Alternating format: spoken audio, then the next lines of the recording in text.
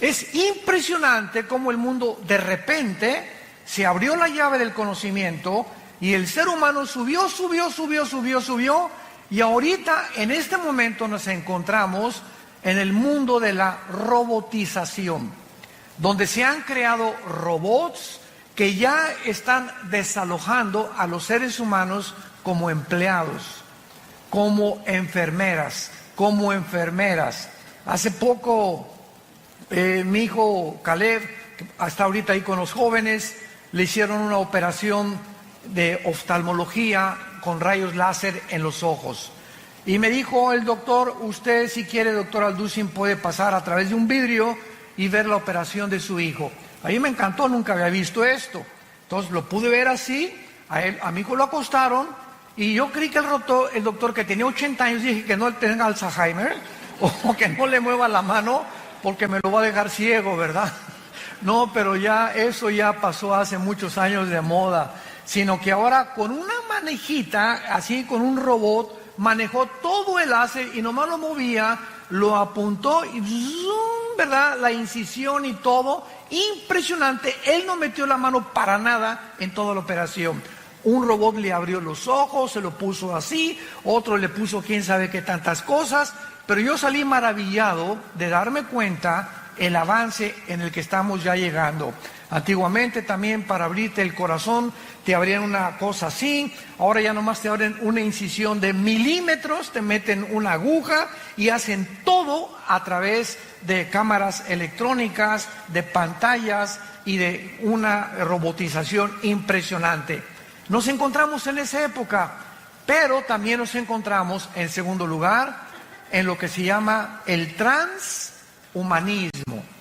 ¿Qué quiero decir? Que desde 1954 que se descubrió el ADN, el ácido desoxirribonucleico, por los doctores Crick y Watson, que les dieron el Premio Nobel de Medicina, 1954, desde ese momento hasta nuestros días, la ciencia de la genética y de la biología se ha introducido a tal grado que están tratando de mezclar, por ejemplo, el ADN de las arañas que produce esa telaraña que es impresionantemente casi irrompible, una cosa la telaraña con la oreja de un murciélago para mezclar el radar del murciélago con la telaraña, etcétera, etcétera.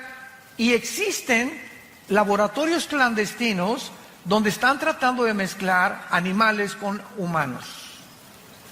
Estos primeros experimentos se llevaron a cabo por un doctor, se llamó Mengele, en la Segunda Guerra Mundial, que fue uno de los médicos de los nazis, de Adolfo Hitler. Él fue el primero que comenzó a experimentar con la genética de los gemelos, les abría a las mujeres embarazadas el vientre y sacaban al producto y sacaban el ADN y lo querían mezclar con otra cosa, pero aún no conocían realmente el mundo microscópico de las células como lo descubrieron en 1954.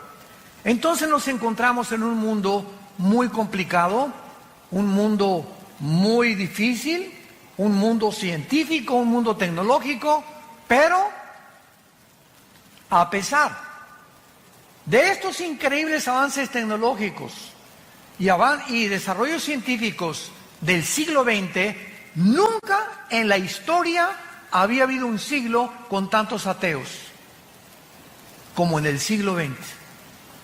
El siglo XX de repente parece que todos estos descubrimientos de la tecnología y de la ciencia ensoberbecieron al hombre. Y así tenemos del principio, ¿verdad? Bueno, Carlos Marx ya fue del siglo XIX con Federico Engels cuando postuló su libro El Capital para desarrollar la ideología del comunismo, pero tenemos a Sigmund Freud, aparente a principios del siglo XX, ateo, tenemos a Friedrich Nietzsche, que dijo que Dios estaba muerto, a Bertrand Russell, a Sam Harris, a Richard Dawkins, últimamente, a todos estos, Jean-Paul Sartre, Carlos Sagan, el astrónomo ateo también. Y es increíble cómo el siglo XX comenzó a enseñar. Yo me acuerdo cuando fui a la Universidad de México, la UNAM, a la Facultad de Filosofía, que que me invitaron a una conferencia de filosofía, porque tengo un doctorado en teología y filosofía, para que yo les demostrara a los estudiantes qué avances en la filosofía se han alcanzado en el siglo XX, y la respuesta fue cero.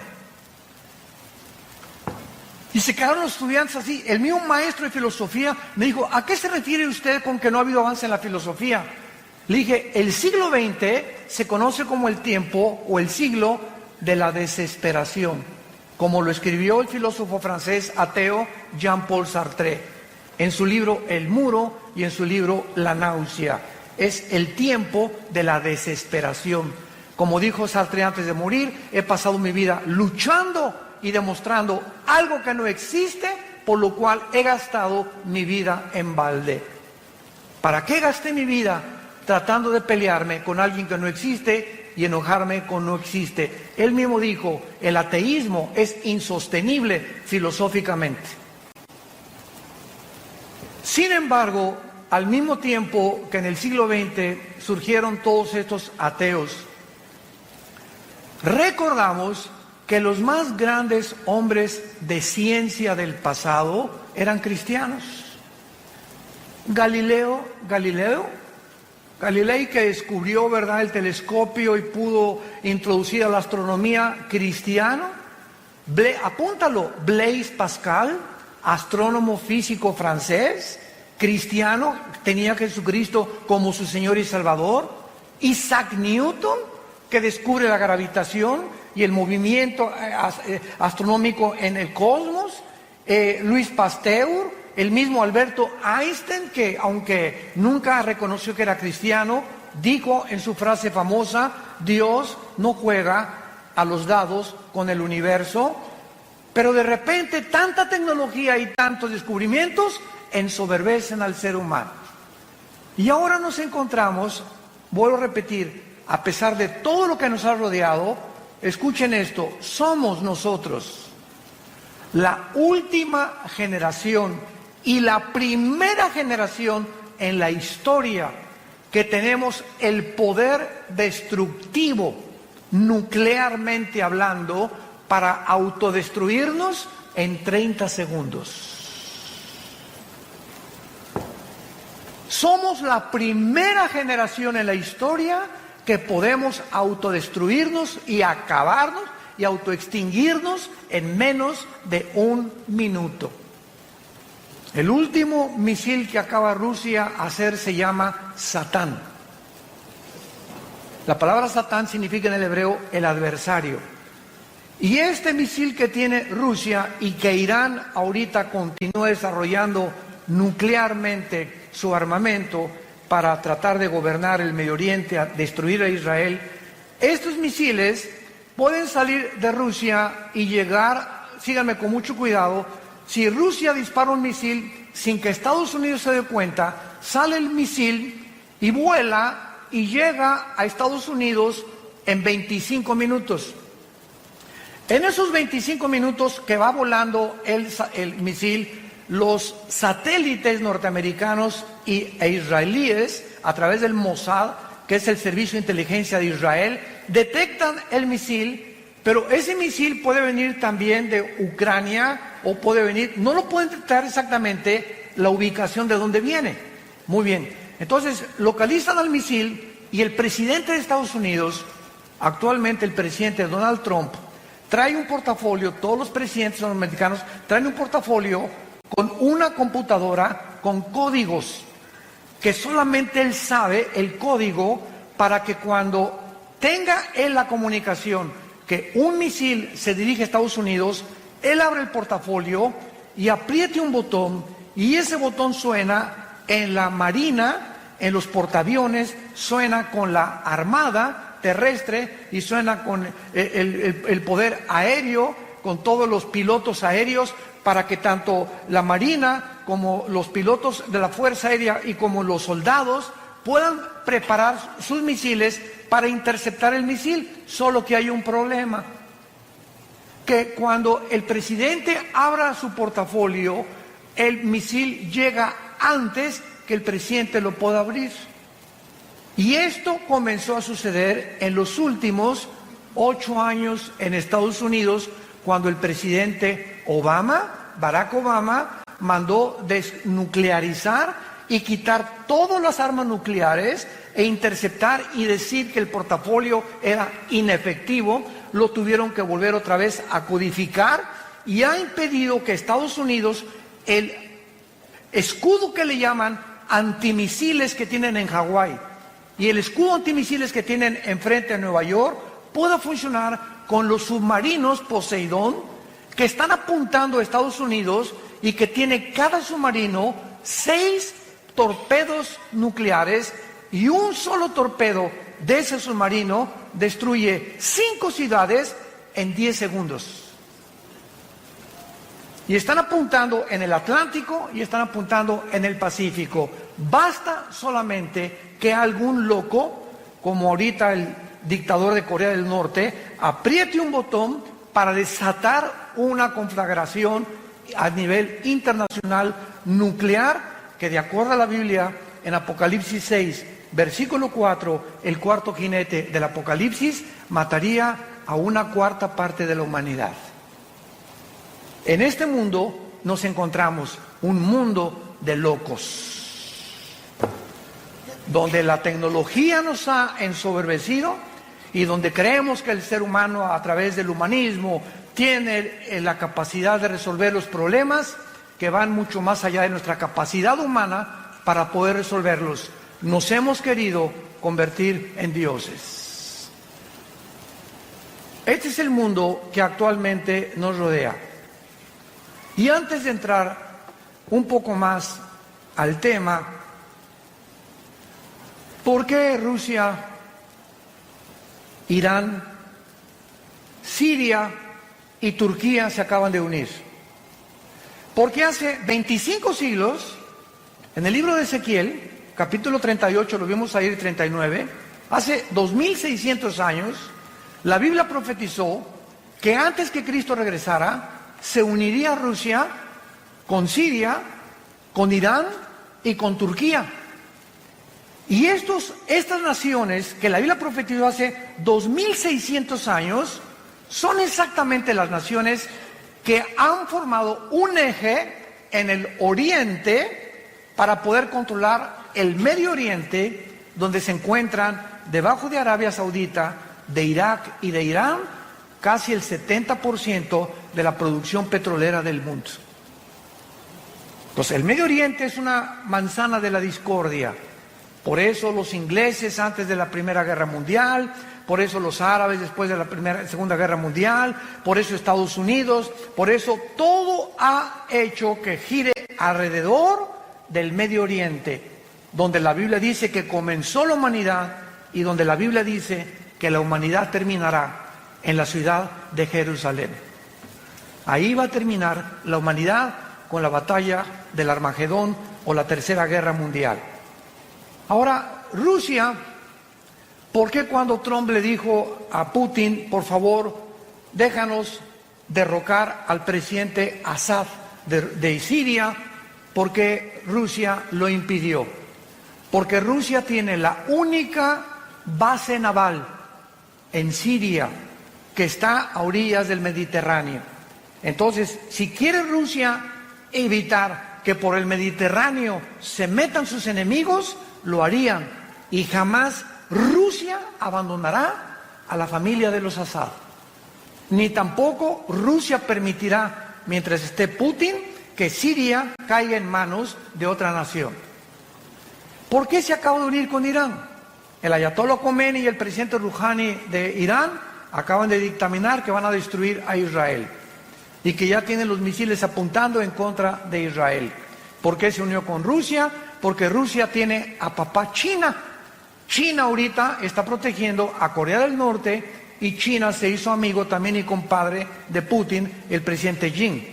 Gracias a Dios que ahorita acaban de tener una reunión que se llamó el G20 en Japón, donde Trump ya se hizo compadre de Xi otra vez, se hizo compadre de Kim Jong, tu padrino, ¿verdad? Y ya se hicieron amigos entre ellos y otra vez la crisis comercial que nos estaba casi presionando en el mundo entero, donde amenazó Trump que iba a subir el 5% los aranceles en México si nosotros a los migrantes no los deteníamos en Guatemala, y si China seguía invadiendo el mercado internacional de Estados Unidos. Gracias a Dios que ya por lo menos hay un poco de respiro.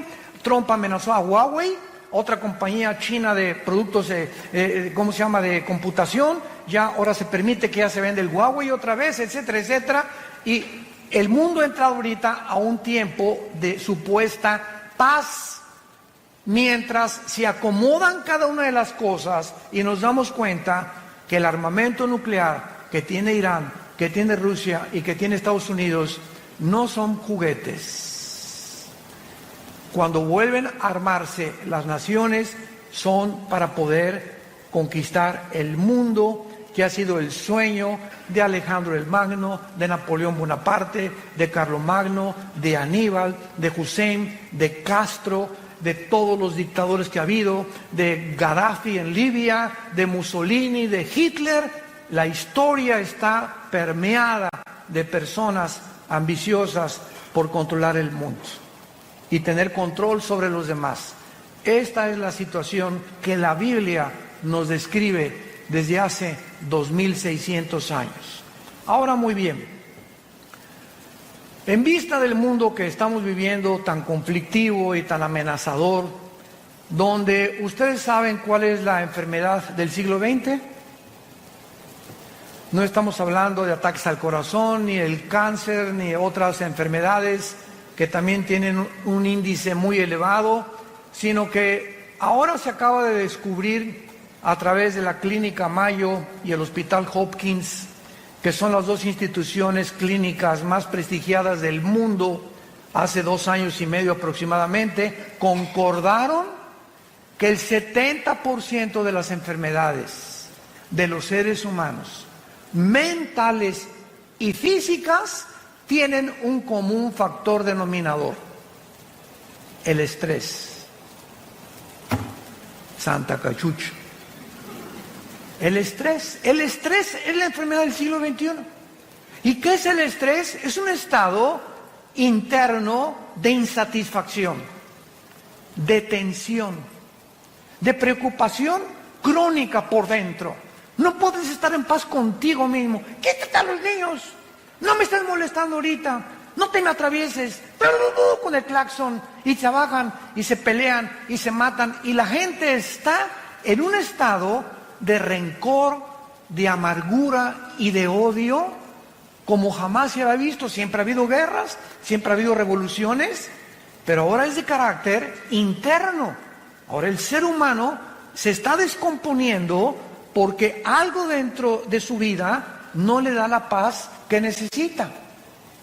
Y encontramos una lista impresionante de cantantes, de actores, de políticos, de deportistas, de gente multimillonaria que están rodeados de todo lo que cualquiera quisiera desear, diciéndonos: soy la persona más vacía y más miserable de esta vida, entregándose a las drogas, como cuando muere el rey del pop, Michael Jackson, tu ídolo. Cuando muere no se sabe si era hombre o si era mujer. Cuando muere el rey del rock, Elvis Presley, muere con un plato con su cara sobre la sopa, diciendo que ya no quería vivir, con 500 mujeres formadas en fila en su casa de Memphis, esperando tener relaciones con él. ¿Qué ha sido tu sueño? Rabo verde. Y todo lo que nosotros pensamos que nos podría dar, o lo que quisiéramos algún día soñar, nos damos cuenta que lo han tenido los seres humanos, como Salomón escribió en el libro de Eclesiastés capítulo 2, a la risa le digo enloqueces, y al placer de qué sirve esto, cuando tenía 800 esposas. Tú nada más tienes una. Tenemos, dijo el otro, ¿verdad?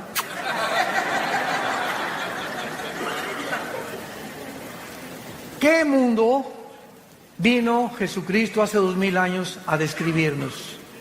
Y hace 2000 años Jesucristo nos recetó la medicina que el mundo necesita 2000 años después. Mi paz les dejo. mi paz les doy. Esa paz es un estado de tranquilidad interior. Es un estado de confianza interior, de seguridad, de esperanza que todo está bien. Guerras, el petróleo, cayó el peso, el gobierno, y lo que sucede a nuestro alrededor, esa paz impide, es como un muro a nuestro alrededor, como un cerco invisible de protección que impide que las condiciones del mundo entren a nuestra alma.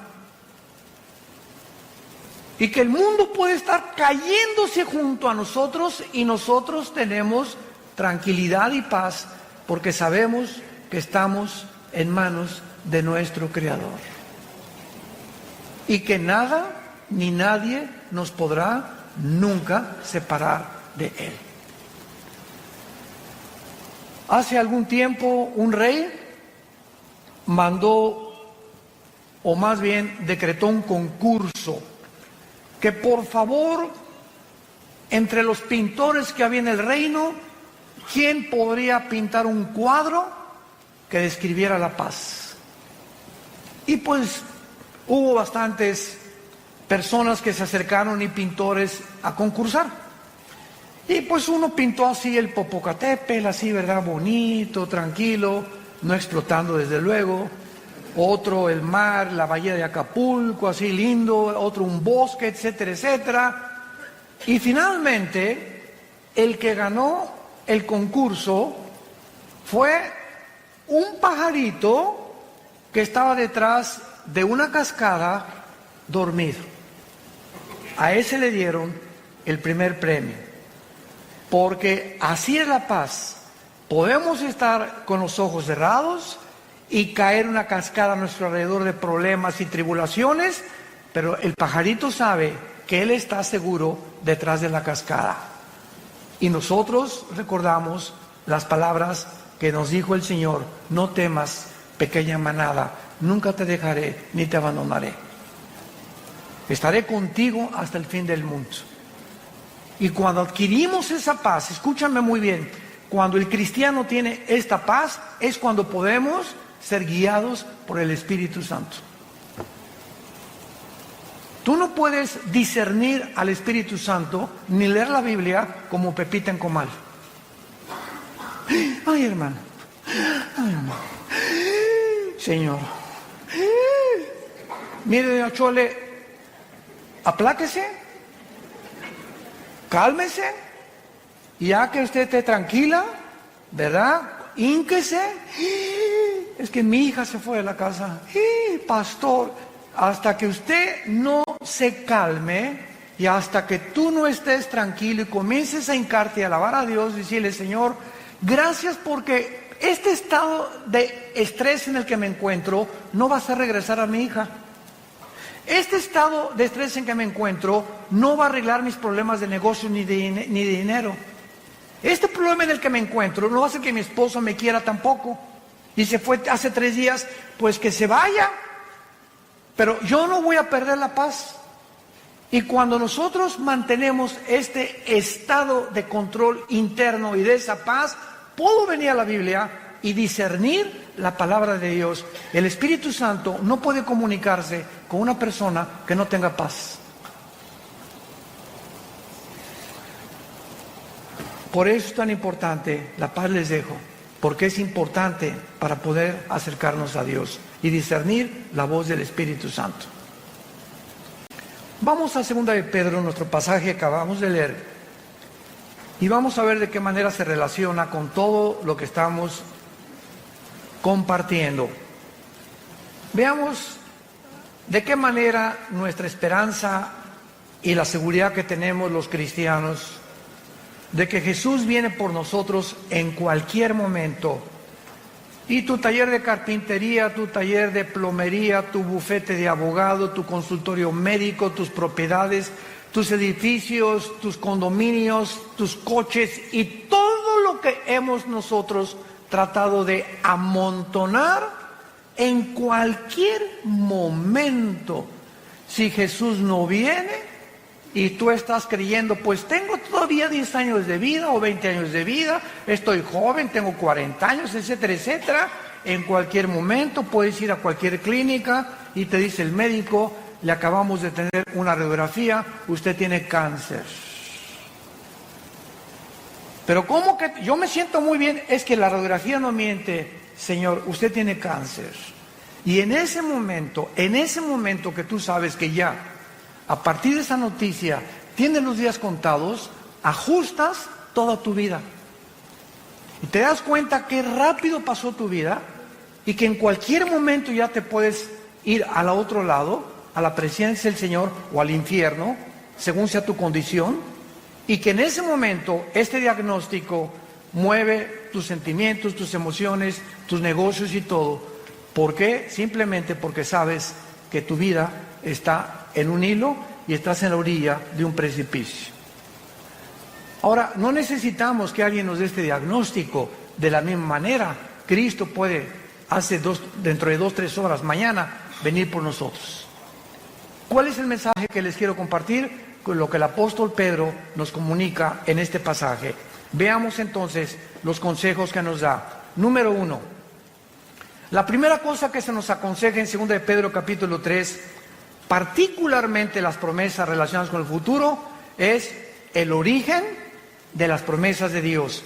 Amados, esta es la segunda carta que los escribo, y en ambas despierto con exhortación vuestro limpio entendimiento. O sea, lo primero que Dios nos dice es, quiero que entiendan. Padre, ¿qué quieres que entendamos en esta época?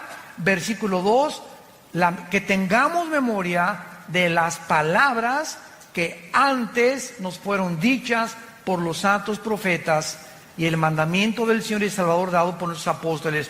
Lo primero que tenemos que recordar es las promesas de Dios. Nunca te dejaré, nunca te abandonaré. Ten paz. No importa tu destino, tu futuro, las noticias, lo que al mundo le pase. Recuerda las cosas que están escritas en este libro. Veamos, por ejemplo, en el libro de Isaías, capítulo 44, versículos 6 al 8, lo que hace 2500 años aproximadamente Dios nos dijo. Isaías 44 del 6 al 8, así dice Jehová, Rey de Israel, y su Redentor, Jehová de los ejércitos, yo soy el primero y yo soy el postrero. Yo soy el primero y yo soy el postrero, y fuera de mí no hay Dios. Y nos pregunta Dios, ¿quién proclamará lo venidero? O sea, el futuro. Lo declarará y lo pondrá en orden delante de mí, como hago yo desde que establecí el pueblo antiguo.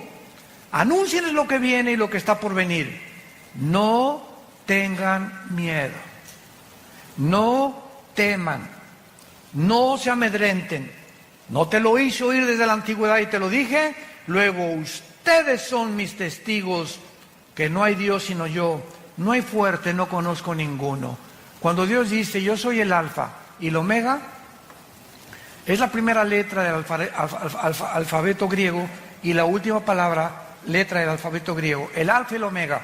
Si nos dice Dios, yo soy el primero, y yo vengo a la Biblia y leo Génesis, y veo que los científicos actuales están poniéndose de acuerdo y reconociendo que la descripción de la creación del universo, de acuerdo a los primeros 2 capítulos del Génesis, coincide con la astronomía, coincide con la física, con la primera y la segunda ley de la termodinámica, coincide con la biología y coincide con la paleontología y con la antropología. Entonces comienzo a enfocarme, a darme cuenta que si lo que en la Biblia en el principio es verdad, en el principio, ¿dónde me encuentro yo si Dios es el final? Nos encontramos en medio. Entonces, ¿qué es lo que nos está diciendo Dios? Voltea hacia el pasado y ve todo lo que es escrito en la Biblia. Solo en la muerte de mi hijo en la cruz, 33 profecías se cumplieron, al pie de la letra. Cuando Jesús colgaba en la cruz, se estaban cumpliendo 33 profecías por los profetas hebreos al pie de la letra. Ahora, si eso en el pasado lo vemos, que se ha cumplido, nos damos cuenta que estas palabras son fieles y verdaderas. Y si yo me encuentro en medio de la misma forma que se cumplió el pasado y él es el final, se cumplirá también el final. Por lo tanto, camino hacia el final con confianza en que Dios cumplirá su propósito en mí. Es lo que quiere decir, yo soy el primero y yo soy el último. No tengan ni tengan temor. ¿Quién más puede anunciar el futuro sino yo? Dice el Señor. Esto se refiere, ¿verdad?, a todos los eventos futuros profetizados en el Antiguo Testamento.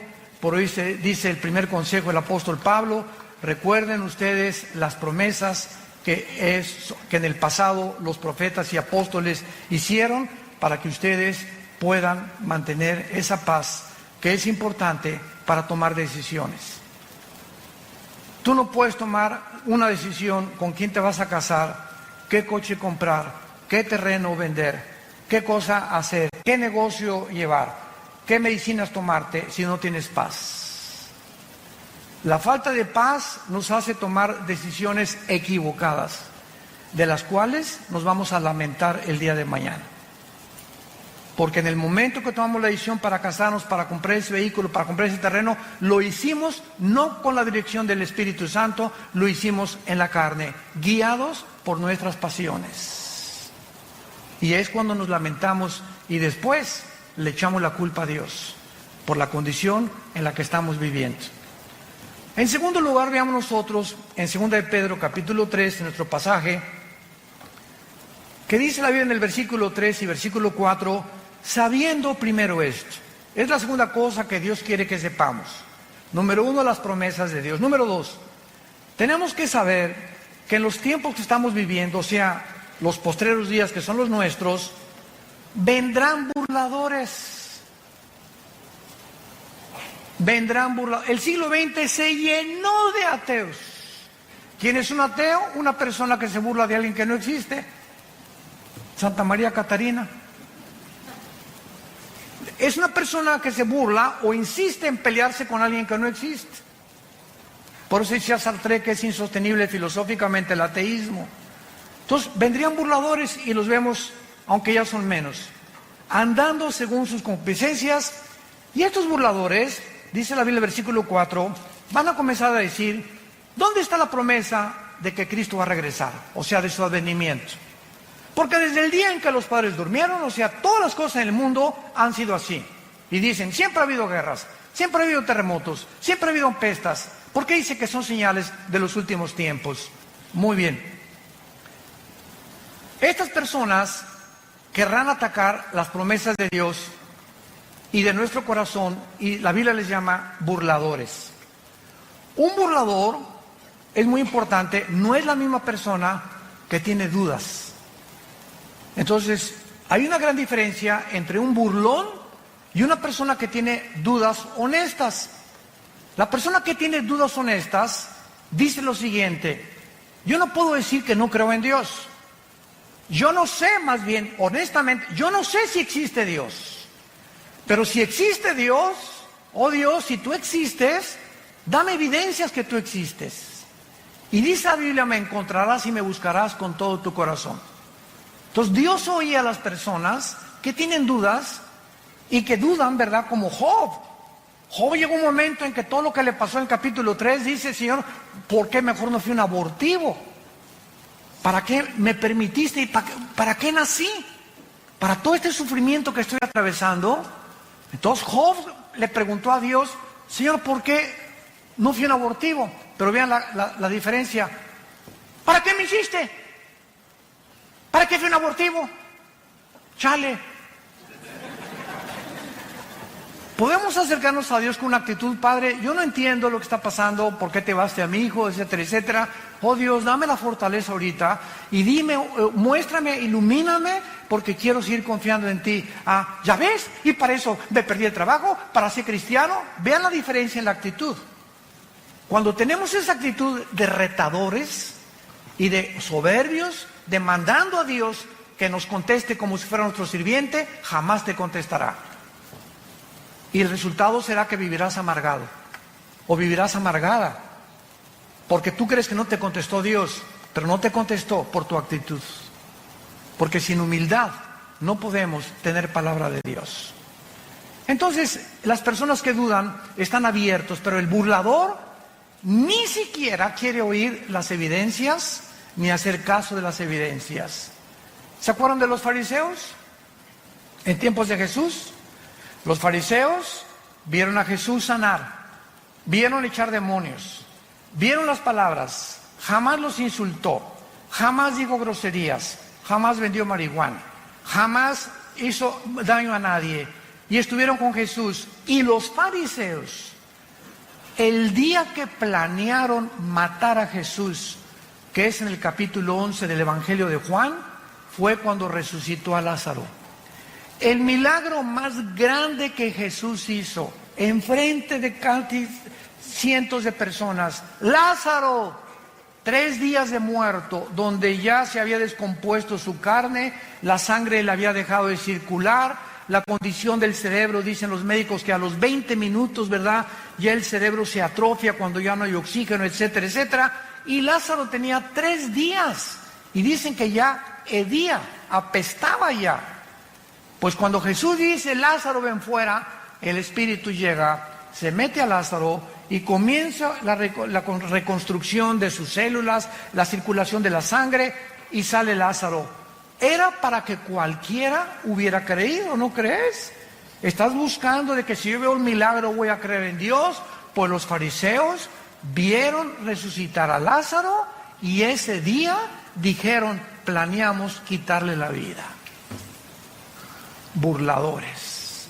Yo me he encontrado con diferentes tipos de ateos y diferentes tipos de personas, como uno les conté hace algún tiempo en una reunión, que saliendo de una conferencia en un hotel en México, en el elevador se acercó un señor así muy retador, me dice, usted es el doctorcito Alducin, ¿verdad? Pero así, ¿verdad? Yo le iba a decir, bueno, ¿y qué te importa, no? Pero no le puedo decir eso, me daban ganas, no nos dan ganas a veces. ¿Usted, verdad? Sí. ¿Y en qué le puedo servir, señor? A ver, diga, contésteme. Pero así, a ver, contésteme. Dios es todopoderoso, ¿verdad? Sí, claro, le contesté. Bueno, si es todopoderoso, entonces no tiene poder para destruir al diablo. Y le dije, claro que sí. Y le dije, pero dele gracias a Dios, porque comenzaría con usted. El hecho que Dios no haya terminado con la maldad implica que Dios no quiere que todo mundo sea condenado. Y le dije, el hecho, cuando bajamos el elevador, que usted quiere que le conteste la pregunta en la actitud burladora en la que usted se me está acercando, no merece que le conteste como yo le contesté. Pero así encontramos tipos de diferentes personas con diferentes actitudes. Veamos nosotros que este burlador se dedica a burlar, a criticar, a despreciar y atacar las cosas de Dios sin tener o tener evidencias, pero él no quiere evidencias, él quiere mantener una actitud de soberbia en contra de Dios, volviendo su enemigo. Vean lo que dice el Salmo 10 acerca de los burladores. David escribió hace 3000 años el Salmo 10 y dice la Biblia que aquí se describe algunas características de este tipo de personas que abundan a nuestro alrededor.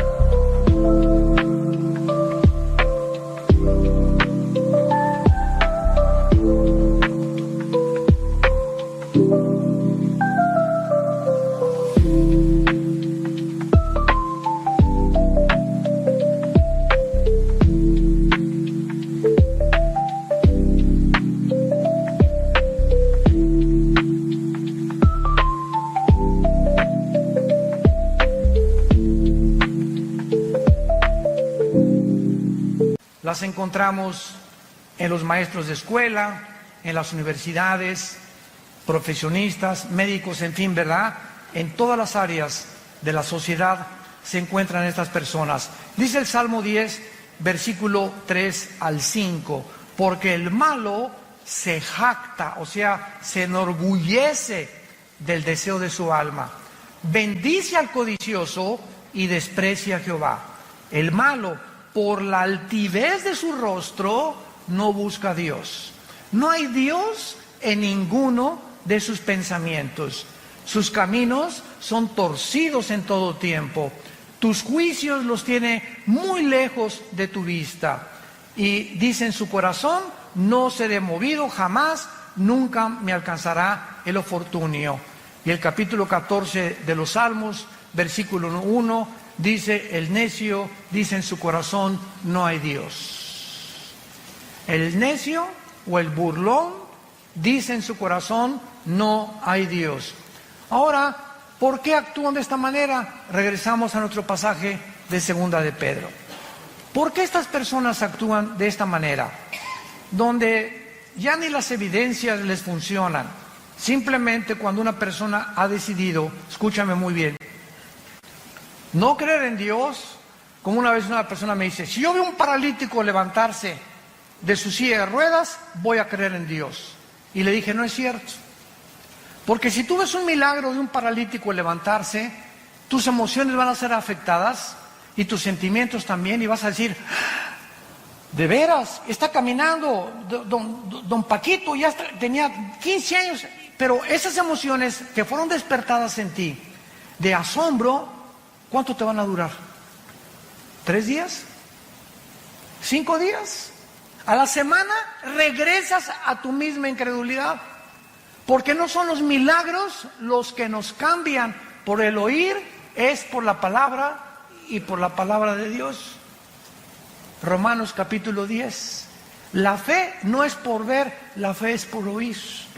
Y si tú cuando oyes las palabras de la Biblia no crees, aunque veas a alguien saltar de una silla de ruedas, no es cierto que vas a creer, porque tu problema no son las evidencias, escúchame esto, tu problema es tu moral. Un día tuvimos una cruzada muy grande en la Plaza de Toros de Villahermosa, Tabasco, en el estado de Tabasco. Y fue una cruzada dedicada a la juventud, hablé del suicidio, de la drogadicción, de la ideología de género, etcétera, etcétera. Y a la salida me estaban esperando 3 muchachas. Y se acerca una muchacha y me dice, oiga, pastor, es que la amiga que trajimos me dice que usted nos quiere asustar porque prediqué del infierno la última noche. Que usted nos quiere asustar porque el infierno no existe. Entonces le pregunté a la muchacha, oye, ¿por qué no crees en el infierno? No, pues porque no es cierto, usted es el único que viene a asustarnos. Y yo le dije a la muchacha, mira, yo creo que tu problema no es de carácter intelectual ni teológico, sino moral. Y la otra amiga me dice, sí es cierto, tiene 3 amantes, vive con 3 muchachos. Le dije, ya ves, por eso no crees en el infierno. No es que no creas, escúchame muy bien, es que no te conviene creer. Y así hay cantidad de gente en tu familia, amigos, que les puedes traer, les puedes mostrar, pero no les conviene porque ellos saben muy bien que al enfrentarse ante la verdad y ante la luz nos va a desenmascarar. Y el Dios de la Biblia te va a demandar que tú dejes tus pecados, pero no te ordena que los dejes sin su poder. Ellos ignoran que si tú simplemente lo aceptas, Él te dará el poder en el Espíritu Santo para que tú puedas comenzar a vivir una vida nueva. Se llama la gracia de Dios. Entonces mucha gente por eso, por la ignorancia de que creer que pues primero tengo que dejar el adulterio, primero tengo que dejar de ser borracho y lo voy a pensar, y las drogas, y después lo voy a pensar, voy a tratar de ya no ser homosexual o lesbiana y después acepto a Cristo. La Biblia dice, ven cómo estás. Cuando oigas su voz, no te endurezcas. Ven cómo estás, ven a la cruz. Señor, soy un homosexual. Señor, soy una lesbiana. Soy borracho, parrandero y jugador. Me dicen el Chapo de la costera Miguel Alemán.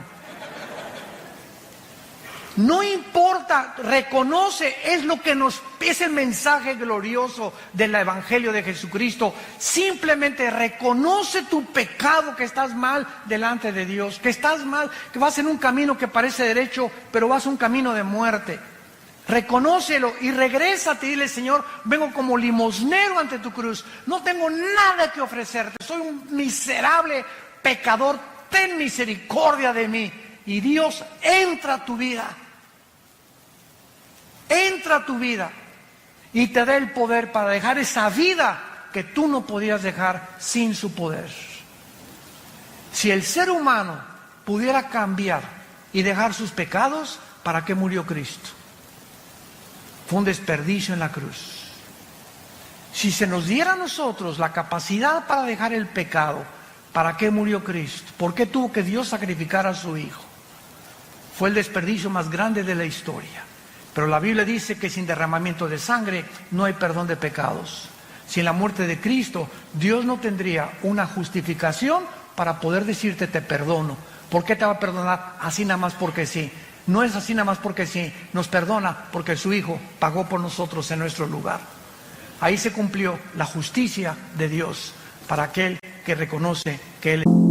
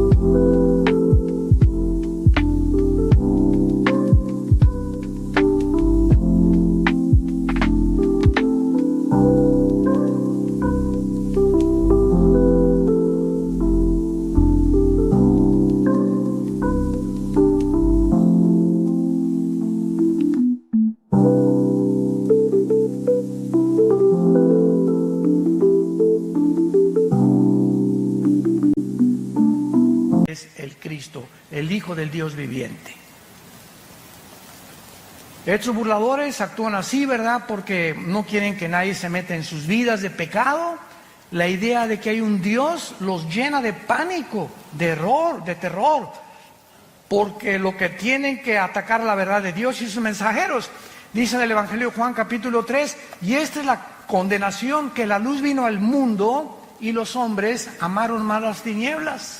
Ahí tienen la luz, ahí tienen la verdad. Pero aún cuando está la luz ahí, como los fariseos, ahí está la luz, ahí está Jesús. Sabían que era el santo, que ¿cómo es posible que al hombre más perfecto de la humanidad lo hayamos puesto en una cruz? ¿Cuánto odio contra la verdad y contra la luz? Y dice Juan capítulo 3, y no viene a la luz porque sus obras son malas y descubiertas por la luz. No les conviene cambiar su vida de pecado. Estos burladores dicen en 2 de Pedro, en nuestro pasaje, capítulo 3, que aún toman, en penúltimo lugar, posiciones pseudocientíficas, diciendo, versículo 5, estos burladores, hablando de ellos, ignoran voluntariamente. O sea, qué increíble que ellos conozcan e ignoren o estén decididos a no conocer. O sea, no quiero meterme a la Biblia, no quiero ir a tus reuniones, no quiero a tus estudios. Voluntariamente no quieren conocer la verdad. Te repito, porque la verdad los va a exhibir y les va a mostrar la luz, y a ellos no les conviene salir de su pecado. Aman más las tinieblas en donde viven que pasar al reino de la luz admirable de Jesucristo. Entonces van a usar también posiciones pseudocientíficas, como diciendo, que en el tiempo antiguo todas las cosas han sido iguales del principio, que nunca hubo un diluvio universal, que la Biblia está llena de errores, de contradicciones, que son leyendas, etcétera, etcétera. Y como le dije también a una persona en una universidad, un maestro que se me puso al brinco cuando les expliqué a los estudiantes que la teoría de la evolución es anticientífica, antifísica, antibiológica, antigenética, este maestro comenzó a agredirme, ¿verdad? Y yo le contesté, ¿ha leído usted la Biblia? No, Chepo. ¿Por qué ataca usted un libro? Es que está lleno de errores. Por favor, aquí está la Biblia, muéstreme los errores que usted considera que es una equivocación. Porque cuando usted viene a la Biblia y usted considera que aquí hay una contradicción, el problema no es de Dios, el problema es de su entendimiento. ¿Por qué? Porque los pensamientos de Dios son más altos que los nuestros. Y si me da tiempo a usted explicarle por qué dice esto, le voy a mostrar con la misma Biblia, porque la Biblia no necesita que nadie la defienda, la Biblia se defiende sola. Nunca trata Dios en la Biblia de demostrar que Él existe, simplemente la Biblia dice, en el principio Dios creó los cielos y la tierra. Se afirma la existencia de Dios, Él no trata de probar la existencia de Dios, simplemente tú léela y te das cuenta que es un libro sobrenatural, que no somos animales, que somos agentes morales, responsables de nuestras acciones, porque si fuéramos animales, como dijo Dostoyevski, un gran filósofo y literario ruso que fue puesto en el exilio en Siberia, en Rusia, Dostoyevski dijo esto en su libro, si Dios no existe, todo está permitido. Así de simple, si Dios no existe, todo está permitido. Bebamos, comamos, ¿para qué le soy fiel a mi esposa? ¿Para qué me mantengo sin robar? Si el que no tranza no avanza. ¿Para qué soy honrado? ¿Para qué soy honesto? ¿Para qué trato de vivir en mi matrimonio cuando hay 10 mujeres o 15 mujeres mejores?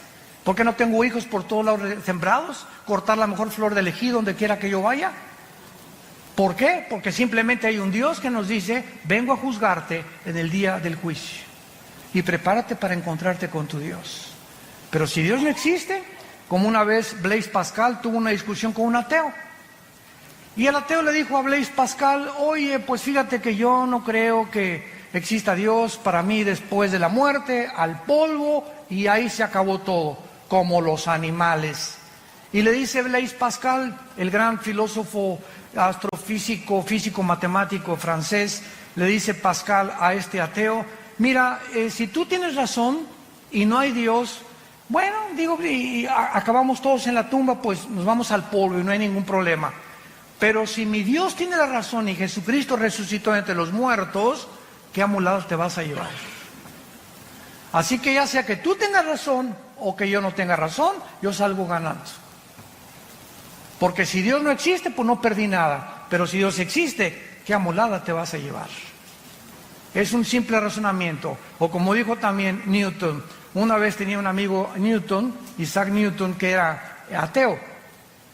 Y entonces estaba viendo el universo una noche que estaba con Newton, y Newton estaba con sus matemáticas cuánticas y su astronomía y considerando muchas cosas del universo, etcétera, etcétera, y le preguntó el ateo a Newton, oye, qué maravilloso universo, ¿verdad? Le dijo, sí, es el diseño y la inteligencia de un Dios.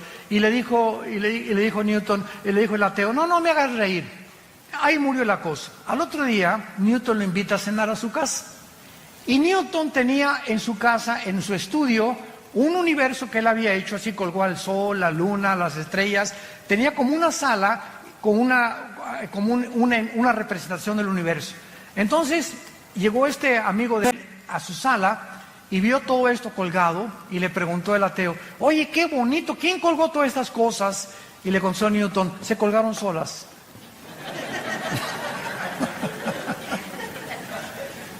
Así están muchos ateos. Impresionante, todo se hizo solo. El diseño y la inteligencia vino simplemente de la nada. La materia salió de la nada y la nada nunca produce nada. Entonces, ¿quién produjo, si es que crees en la explosión del Big Bang, una explosión? ¿De dónde salió la materia?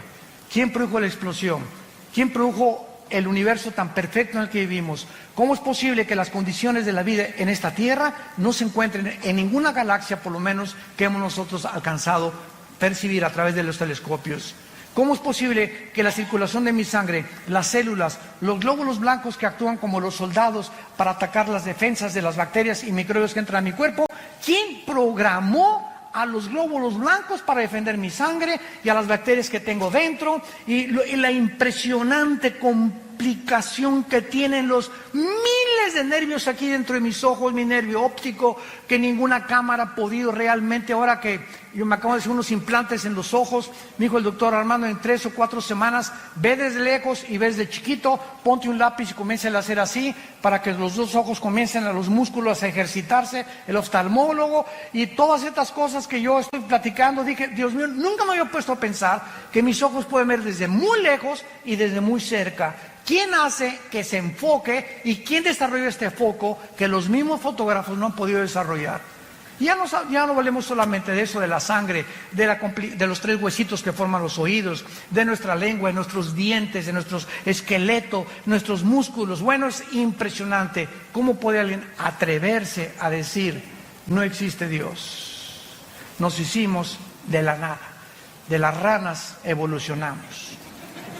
Y finalmente terminamos en 2 de Pedro, en nuestro pasaje, y dice el apóstol para terminar. Versículo 8. Mas, oh amados, 2 de Pedro 3:8. No ignoren esto, que para con el Señor un día es como 1000 años y 1000 años como un día. ¿Qué quiere decir? Que para Dios no existe el tiempo. Cuando la Biblia dice en Génesis 1:1, en el principio Dios creó el cielo y la tierra, ¿saben a qué se refiere? Al principio del tiempo, de la materia y del espacio. Antes del principio no existía tiempo, no existía la materia y no existía el espacio. Y ahora la física afirma y confirma que el espacio no puede vivir sin materia o existir o la materia sin el espacio, ni tampoco en el tiempo. Y hasta el siglo XX, Alberto Einstein introduce la 4ª dimensión con su famosa teoría E igual a mc al cuadrado. La energía es igual sobre la masa por la velocidad de la luz al cuadrado, que revolucionó la teoría famosa de la relatividad. Entonces, cuando Einstein comienza a introducir que el tiempo es la 4ª dimensión, ahora desde 1945 hasta nuestros días más o menos, sabemos que somos cuadridimensionales, que es hacia abajo, hacia arriba el espacio, hacia los lados y el tiempo como la 4ª dimensión. Dios está arriba del tiempo, el espacio y la materia de nosotros. Por eso su nombre es Yahweh. Yo soy el que soy. Para Él no hay el pasado ni el presente. Lo que aquí pasa en 1000 años, desde la eternidad es un día. Entonces, esta es la grande diferencia entre cómo Dios piensa y cómo pensamos nosotros. Y esto le da la capacidad a Él de ver el futuro que nosotros no podemos percibir por estar encerrados en un universo cerrado de 4 dimensiones nada más. Por eso dice la Biblia, amados, no lo ignoren. Para Dios el tiempo no existe. El Señor no retarda su promesa. Ay Dios, ¿por qué no vienes ya y acabar con el diablo, los secuestros, los robos, los crímenes, la ideología de género, la prostitución? ¿Cuántos de nosotros verdaderamente cada noche, no sé tú y cuántas personas, has mojado tu almohada con lágrimas, diciéndole a Dios, oh Dios, cuida a nuestros hijos, cuida nuestro matrimonio? Te pedimos por el gobernador de Guerrero. Te pedimos al presidente que tenemos ahorita, dale sabiduría para gobernar México, Señor, pobre México. Por favor, dale sabiduría al gobierno. Vivimos un mundo bien feo a nuestro alrededor. Y nuestras oraciones es lo único que puede cambiar. Y nos desesperamos, ¿por qué no cambias? Te dice Dios, no es que me tarde, es que no quiero que ninguno perezca. Como le dije al Señor en el elevador, dele gracias que Dios no ha actuado ni terminado con la maldad. Porque si Dios terminara con la maldad, ¿cuántas personas que no han oído el Evangelio se condenarían eternamente? Por esa razón Dios retarda su promesa. Es lo que el apóstol nos quiere decir. Pero el día del Señor, versículo 10, vendrá como ladrón en la noche. Los cielos van a pasar con gran estruendo, los elementos ardiendo. Esta palabra significa la composición atómica. Eso es increíble en el griego. Son los átomos, serán deshechos. ¿Qué es lo que mantiene la cohesión de la materia? La composición atómica. Yo ahorita agarro mi mano y le hago este púlpito así, ¡paz! Y me rompo los nudillos de mis manos. ¿Por qué? Porque los átomos son más gruesos y los electrones y protones que los átomos que forman mi materia de mi piel. Entonces, todo lo que forma la cohesión que existe, y agarro un microscopio y veo que giran a una velocidad impresionante los átomos y los electrones y los neutrones, y el hidrógeno tiene 2 átomos, el oxígeno tiene 1, y cada elemento, el helio, tiene otros. Y la composición que hay en toda la materia es completamente diferente atómicamente. Nos damos cuenta y nos preguntamos, ¿quién le da la velocidad a los átomos?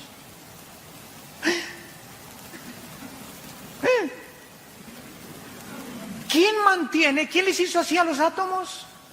Están violando una ley física, que dice la física que si yo hago una canica y le hago así a la canica, sale disparada la canica, y la velocidad de la canica es proporcional a la fuerza que yo le aplico.